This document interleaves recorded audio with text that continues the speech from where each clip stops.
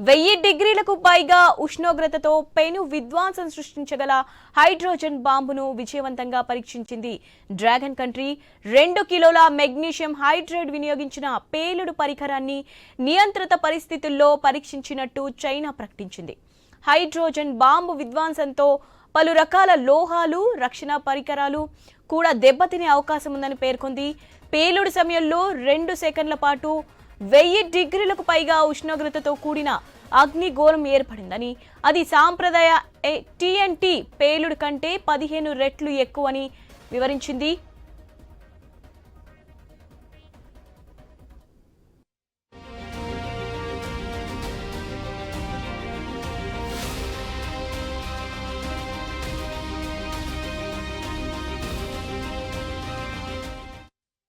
Hydrogen కు oxygen ను జత కలిపినప్పుడు రసాయన చర్య జరిగి నీటిగా మారి తీవ్రమైన ఉష్ణం వెలువడుతుందన్నారు.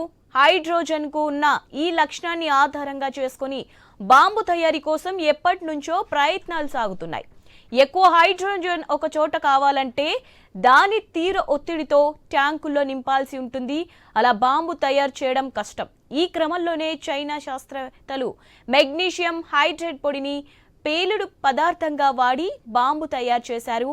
ఈ బాంబు పేలడం మొదలవగానే మెగ్నీషియం హైడ్రేట్ పొడి వెదజల్లినట్లుగా అవుతోంది. పేలుడు సమయంలో ఏర్పడే వేడికి కొంత మెగ్నీషియం హైడ్రేట్ వీడిపోయి హైడ్రోజన్ వాయువు వెలువడుతుంది. అది అంటుకొని మరింత వేడి ఉత్పత్తి అవుతోందని చెప్తున్నారు.